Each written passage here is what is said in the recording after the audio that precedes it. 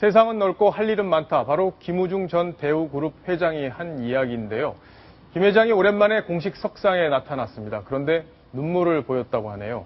왜 그랬는지 먼저 영상을 보고 이야기를 나누겠습니다. 역사에서 우리가 한 일과 주장을 정당하게 평가를 받고 대우 해체가 합당했는지 명확히 밝혀지기를 항상 앞만 보고 열심히 달려왔습니다. 그것이 국가와 2대 세대에게 도움이 되었으면 하는 마음뿐이었기 때문입니다. 거기에 반하는 어떤 일도 하지 않았습니다. 1997년 IMF 외환 위기를 겪은 다음에 대우그룹이 해체가 됐었죠. 그렇죠.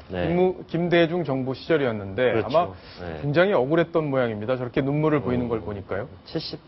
이제는 나이가 78세, 상당히 노쇠한 모습 보이는데요. 정말 저도 대학 시절에 세계는 넓고 할 일은 많다. 그 책을 읽으면서 세계를 위해서 세계로 한번 나가서 일해보겠다는 그런 꿈을 펼쳤던 사람의 한 명으로서 저런 모습 보는 게 썩 행복하지는 않아 보입니다. 다만 김우중 씨가 거의 1년 만에 공개 석상에 나왔고요. 대우그룹이 해체된 지로 따지면 15년 만에 어떤 자기의 비통한 심정, 억울한 심정을 절절하게 털어놨는데요. 중간중간에 울먹울먹하는 장면 또 볼 수 있었습니다. 근데 억울한 거 맞습니까? 어떻습니까? 글쎄요, 본인의 스토리이기 때문에 이번에 책을 내지 않았습니까? 예. 세계는 넓고 아직도 할 일은 많다. 뭐 이런 취지의 책을 냈는데요. 그동안 본인이 어떤 정권 차원에서 또 부당한 압력을 받아서 대우그룹이 해체되는 그런 위기를 겪었다. 이렇게 얘기를 하는데요. 뭐 국제그룹 사건 잘 아시죠? 전두환 정권 시절에 있었던 그런 부분을 아마 시청자들에게, 국민들에게 한번 일깨워주고 싶다. 그런 얘기를 하고 있는데요. 정작 대우그룹의 해체 과정에 대해서는 여러 가지 논란도 많고요. 실제로 대우그룹이 부실 경영, 지나치게 많은 외채, 돈을 많이 꼬아오면서 부채 비율이 400%, 4000%로 넘어가면서 그룹 자체가 어떤 운영할 수 없는 상황까지 이르렀다는 건 명명백백한 사실인 것 같습니다. 예. 사실 재판을 통해서 추징금도 엄청나게 지금 선고를 받은 상태인데 그렇죠. 기자들이 좀 질문을 했죠. 네, 2005년 6월에 귀국했었고요. 당시에 구속 기소가 돼서요. 징역 8년 6개월. 벌금은 굉장히 작아요. 1000만 원 선고받았고요. 예. 추징금이 17조 9,253억 원. 그러니까 거의 18조죠. 거기에 대해서 굉장히 억울하다. 아직까지 내지 못하고 있는 부분도 대부분 내지 못했고요. 그런 부분에 대해서 억울함을 호소하고 있습니다. 예, 그 18조 추징금에 대한 본인의 이야기 과연 했을까요? 영상 보시겠습니다. 지금 이게 재평가가 되면은 돈에 대한 얘기 같이 해야 됩니다. 추징금의 얘기도 같이 해야 되는데 이거는 어떻게 생각하세요? 추징금이요. 추징금 얘기로 추징금은 어떻게 하실 생각이세요? 지금 오늘 아예 원천 무효다라는 얘기도 나왔거든요. 얘기하니까 잠깐 들지 말고 얘기를 하신다니까요.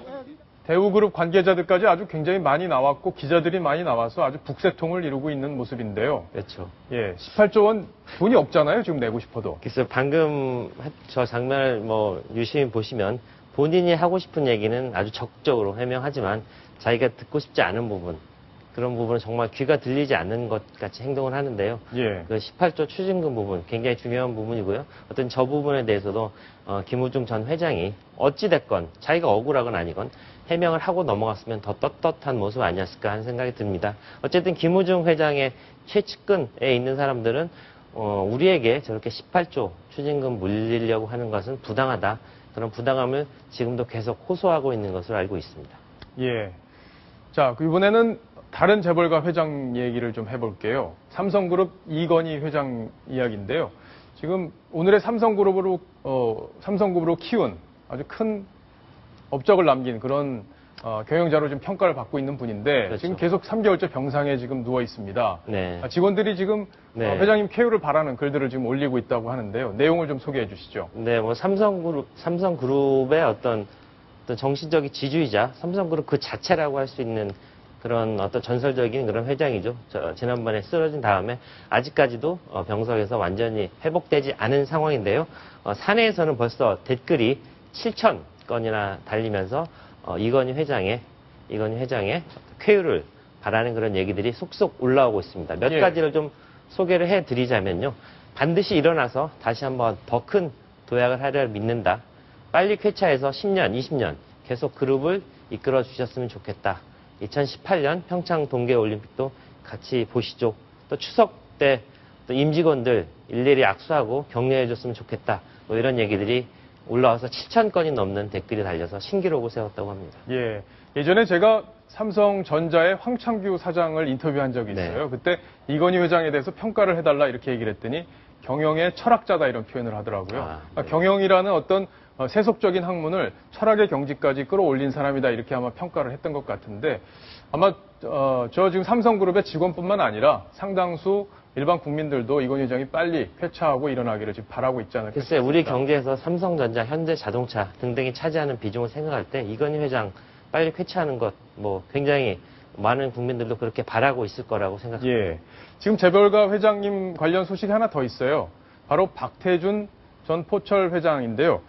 그 손자가 지금 아주 좋은 소식이 있다고 그러는데요. 네, 한국 리틀 야구 대표팀이 지난 25일 미국에서 열린 월드시리즈 결승전에서 미국 대표 시카고 팀을 무려 8대4로 꺾었습니다. 근데 이 꺾은 자극 영웅들 가운데 이제 고 박태준 포스코 명예회장의 외손자인 김재민 군이 포함되어 있어 굉장히 눈길을 끌고 있습니다. 3루수인 김 군은 6회 초 연속 안타로 3점을 뽑으면서 팀 승리에 많이 기여를 해서 눈길을 끌었는데요.